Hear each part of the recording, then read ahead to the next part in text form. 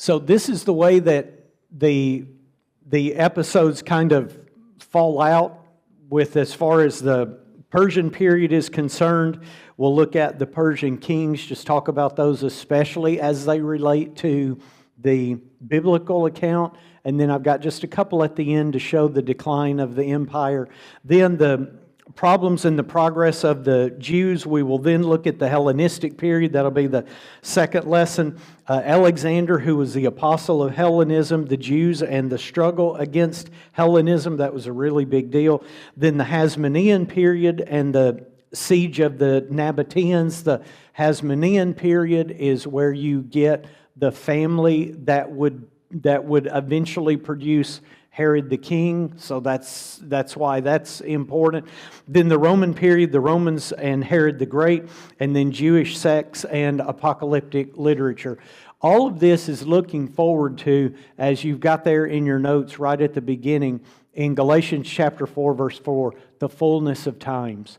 What defined the fullness of times? If you want to kind of put a theme on what we'll do for the next several weeks, it's the fullness of times and how we get to that fullness of times when Jesus was born, like Galatians chapter 4, verse 4 says. So, as I had said, the Persian period comes first. So here are the Persian kings that we have. Again, we're not going to look over anywhere near all of these Persian kings, but you do have Cyrus, Cambyses, Guamata or Pseudo-Smyrtus, Darius, Xerxes, Artaxerxes, those three there kind of in the middle we're really concerned about. But then you have Xerxes the second, Darius the second, Artaxerxes the second, Artaxerxes the third, and Darius the third. And that's when you're getting down to the end of the empire. So we're going to just consider the beginnings, and the beginnings really go back to Cyrus. Now, which Cyrus is this? I have it Cyrus the second because that was his name in antiquity. And by the way, there were many, many kings prior to this. These are only the kings as it's considered a world empire. But there were centuries of kings prior to that. So keep that in mind. I'm showing you this little bitty list, but there's a lot more. Who was Cyrus the second? Otherwise known as Cyrus the Great. And he's going to be the one that is introduced into Scripture. And we'll take a look at that. So the beginnings, the Persian Empire came into being as a world empire. Now, not from the very beginning, but as a world empire because of Cyrus, who was 40 years old when he was kind of able to throw off his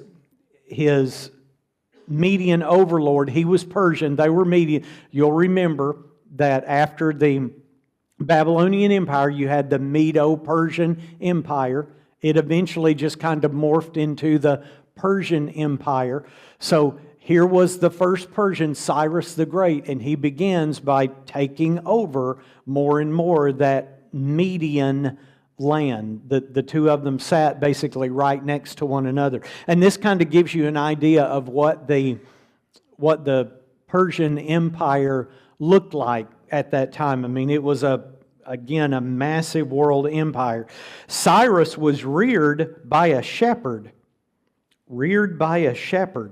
And his grandfather, who was the last king of Media, was actually ordered that he be killed, but apparently kind of hid by shepherds, and his life was spared.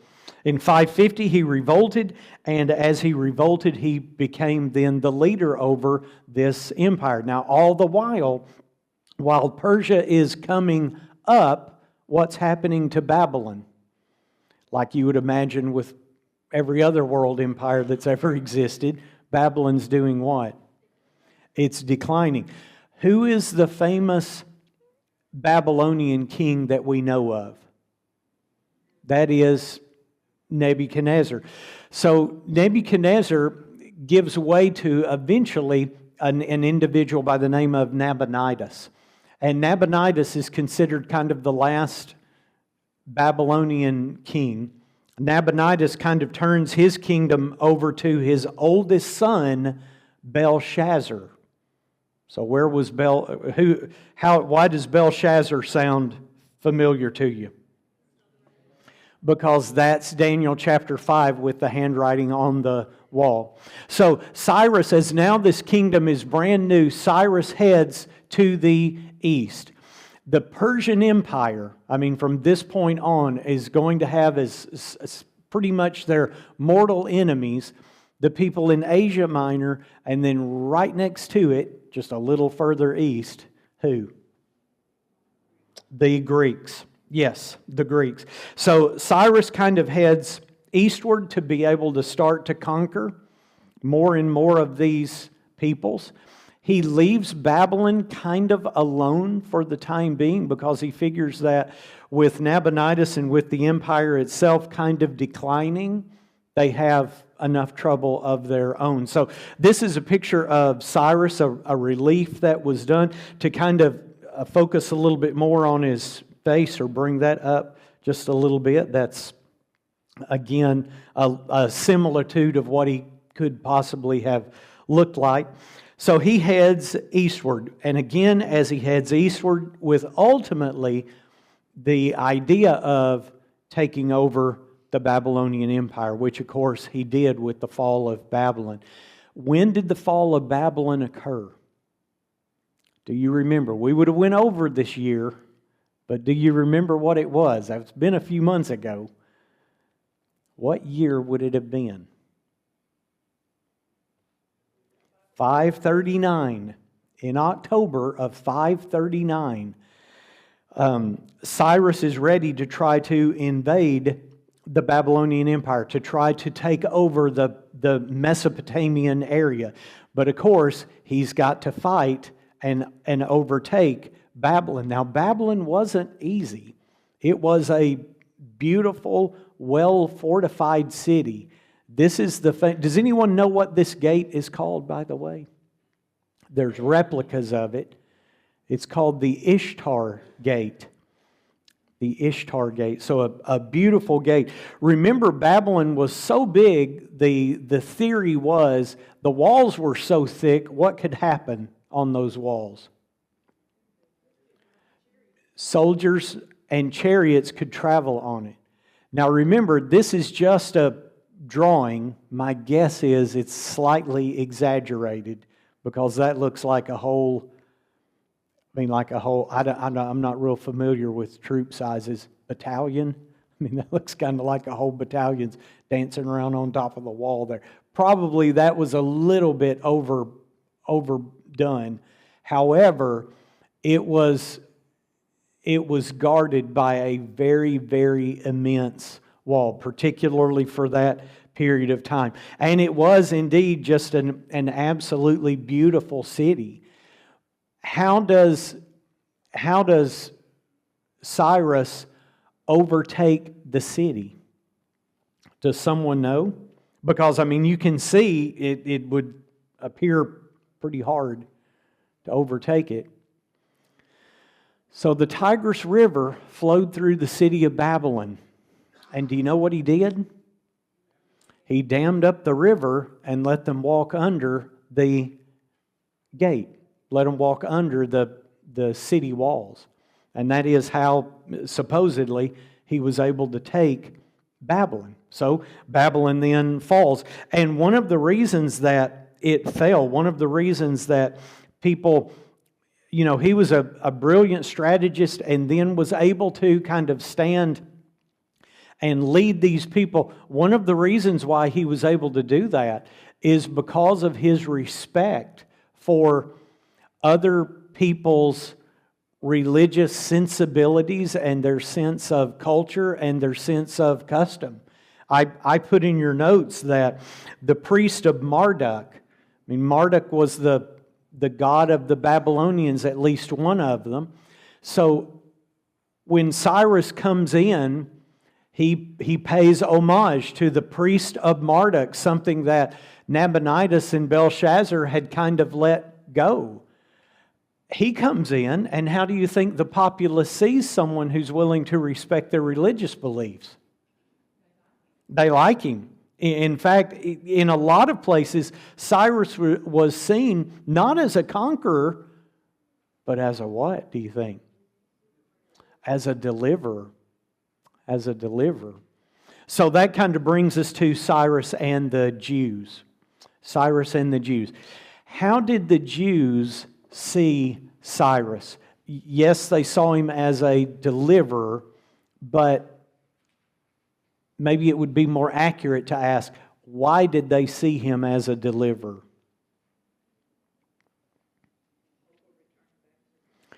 Okay, a return back.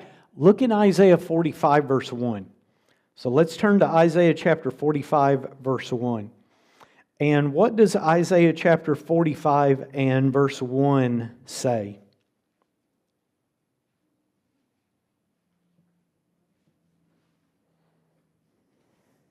Thus says the Lord to Cyrus, his anointed, whom I have taken by the right hand to subdue nations before him, and to loose the loins of kings, to open doors before him, so that the gates will not be shut. Okay, so that's only one verse. There's more to this.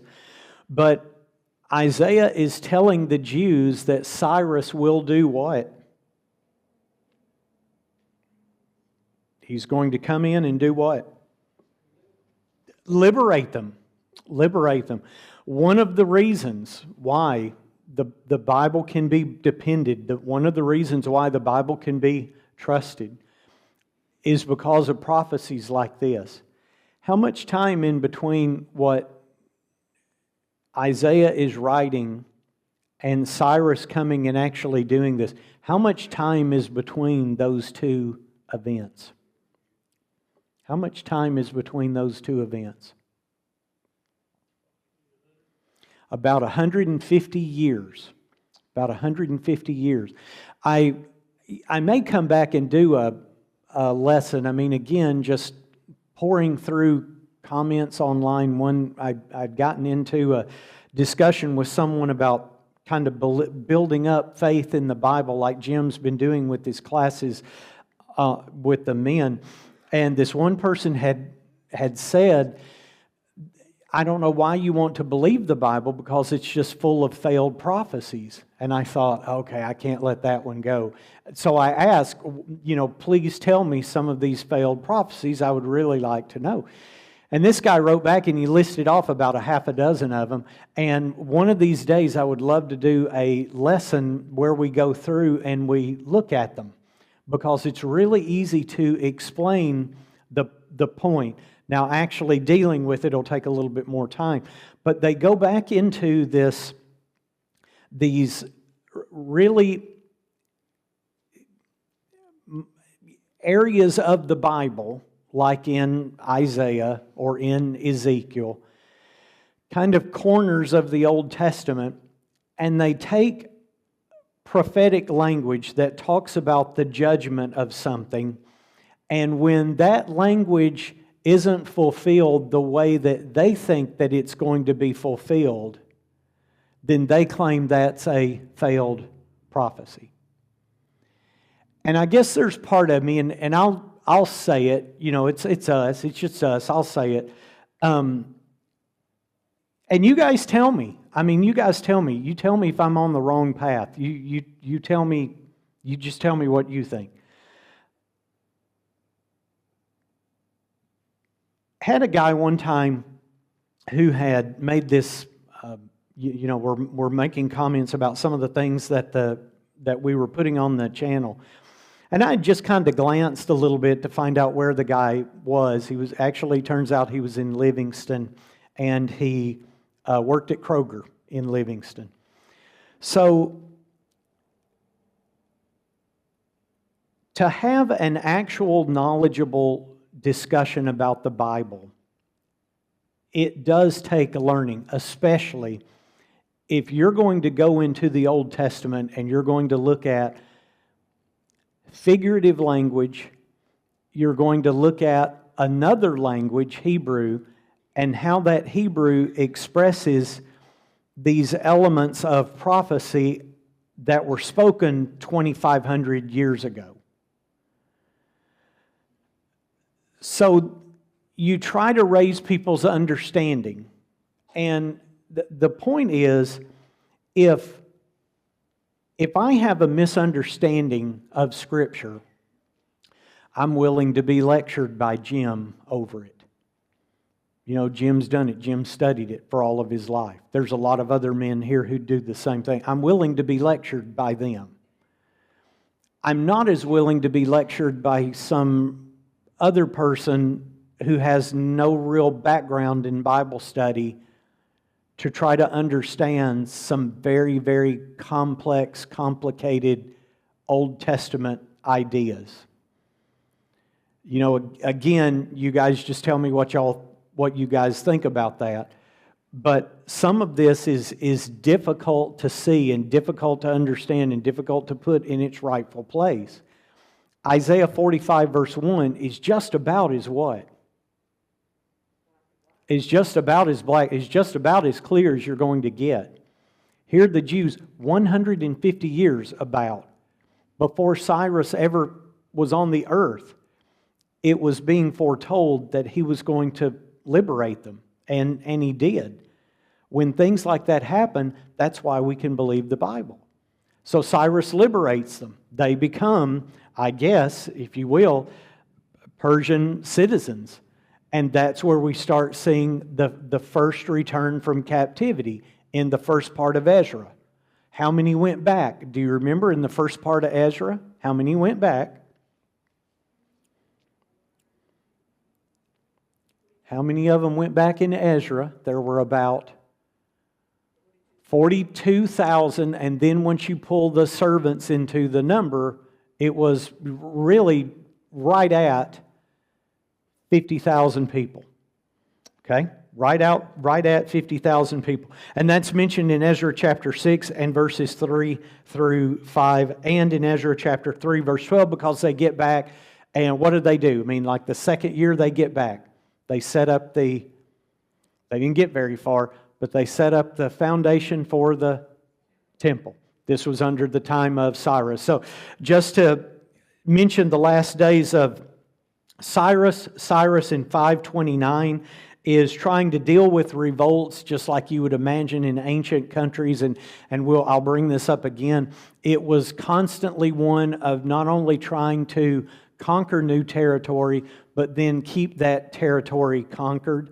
So the last days of Cyrus involved him going out to the far eastern border of the frontier, thought that it was just going to be a very easy battle. He ends up being mortally wounded. But hardly anyone is as highly regarded as Cyrus, as a world leader. Because again, when you think about the dream of Nebuchadnezzar, I mean, this is a world empire, and it was brought about by the work of one man, Cyrus the Great. Okay, moving on, we now have Darius. So the revolt in the empire that we'll speak of from Darius in 521 to 486, this is kind of the point where the empire begins to kind of weaken, and probably would have been destroyed or overtaken had it have not been for one individual, again, Darius. So Cyrus is the one who kind of brought the Medo-Persians together into this strong Persian empire, and Darius is kind of the one who saved it from an early, untimely death. He was very, very fierce. In fact, his policies kind of were reminiscent of the cruelty of the Assyrians with Ashurbanipal. Does anyone in history ever remember just how cruel Ashurbanipal was? If I'm not mistaken, I probably should have looked this up, but I forgot about it. If I'm not mistaken, it was...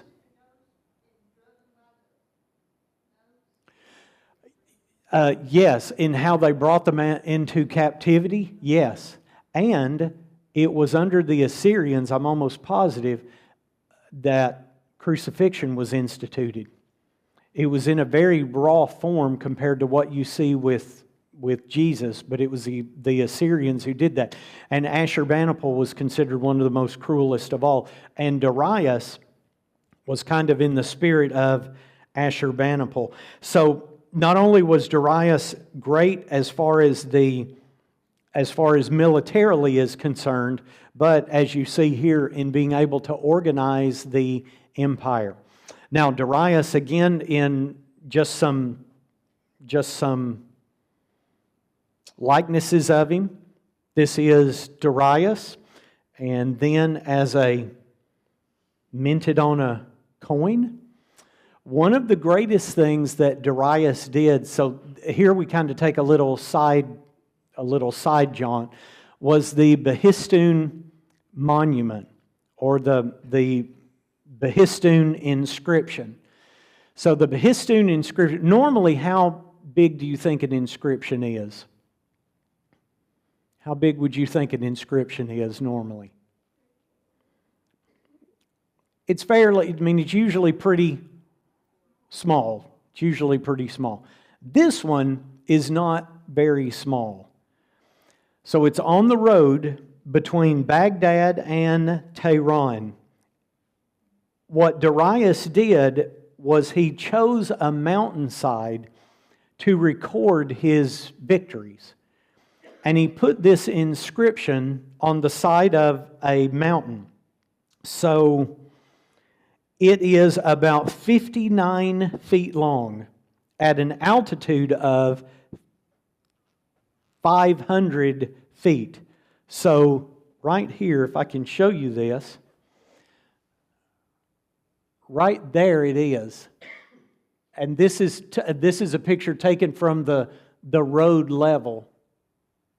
So right there that inscription is. And let me go back here just for a second.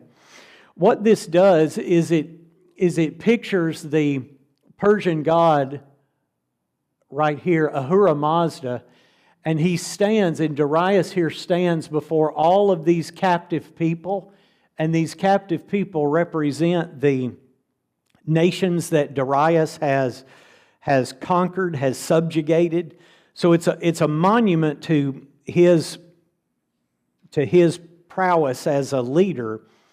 But the most important thing that it does is that it's written in 3 different languages. And all of this that you're seeing, like down through here, these are all of the inscriptions of what he has done. And it's inscriptions in 3 different languages: Old Persian, Babylonian, and Elamite.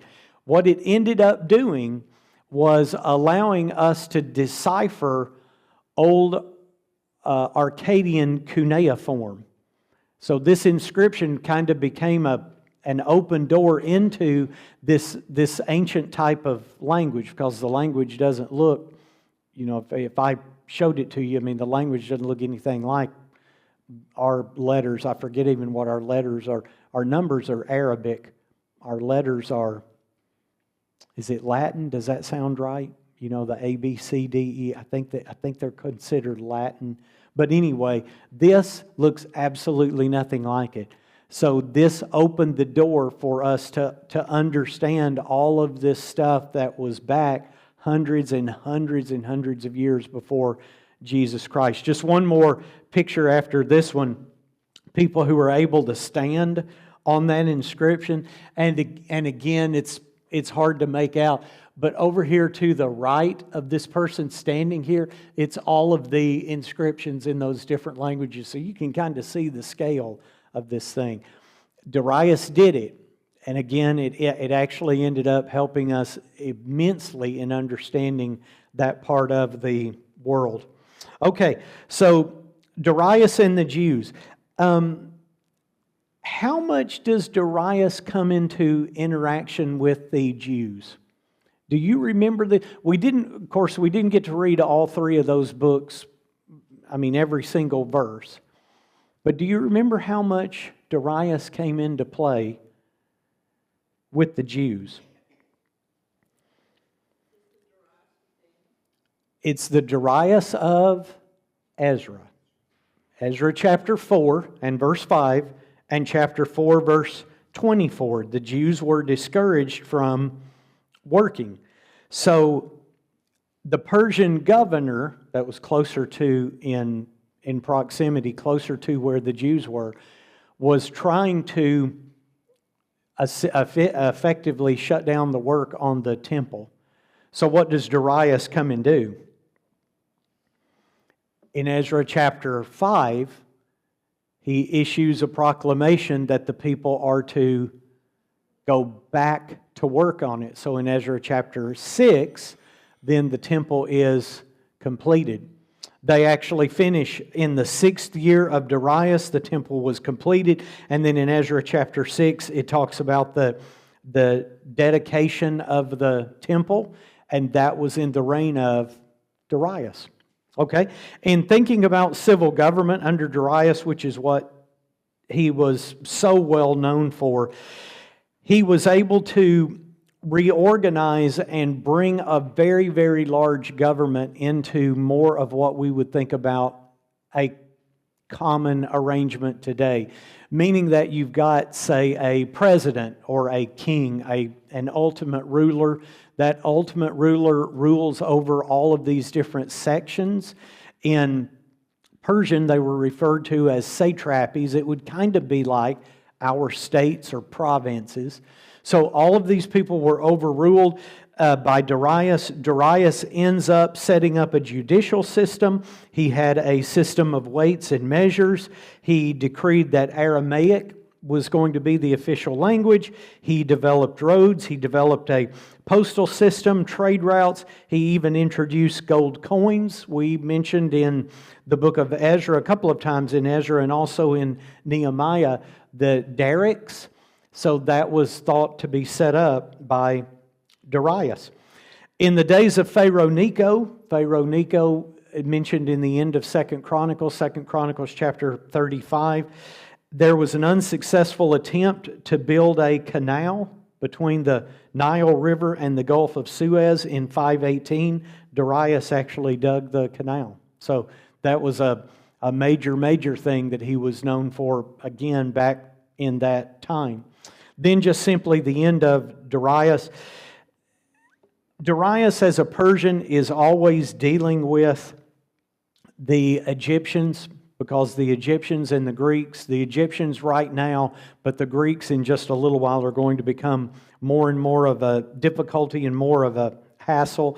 So the Egyptians, as Darius kind of meets a naturally and not killed in battle, but still dealing with the problem of subjugating the Egyptians in the empire, Darius kind of leaves that open, and other rulers are going to have to deal with that and face those difficulties and problems. But he died being pretty much the ruler who lets the Persian Empire reach its absolute greatest point. And a lot of that is done by just the way that he's able to organize all of the empire itself. Okay, after that, we have Xerxes. After this is Xerxes. Xerxes ruled in 486 to 465. The Persian name of Xerxes, I've got you listed in the notes. I don't know how to pronounce it, but in Hebrew, of course, Xerxes was who? Ahasuerus. So at age 35, Xerxes succeeded his father as king, the land of Egypt, dealing with Egypt, and Xerxes is trying to deal with all of the revolts and the rebellion, and Greece is really coming on. So they're a big issue that they're going to have to deal with. And in dealing with Greece, as you kind of look, this is again some facsimiles of what Xerxes looked like. This is an actual relief of him. So Xerxes, the major foe that Xerxes is going to have to deal with is Greece. This is where Xerxes and the Bible kind of intersect, because now what book is brought into the realm of this Persian king? Esther. We mentioned it when we went through, but we didn't spend a lot of time on it because I thought we might come back and actually deal with it now. It's the book of Esther. In Esther chapter 1 and verses 1 through 4, what was taking place? Do you remember what they were doing? They had a what? They had a big banquet, a big feast. And that big banquet and that big feast, if you'll recall when we went through it, was probably a planning session. Probably a planning session for Persia to go up against Greece and try to subdue it. Again, you know, every empire mostly tries to get bigger and bigger and bigger. So as Persia goes east, a big foe that they find is Egypt. They never really dealt effectively with Egypt. But the next one was Greece. That's what's happening in Esther chapter 1. So when we come back next week, we'll talk about how all of that kind of played out and keep on going and move through the end of the Persian Empire, and then talk about how the development of the Jews was going at that point in time.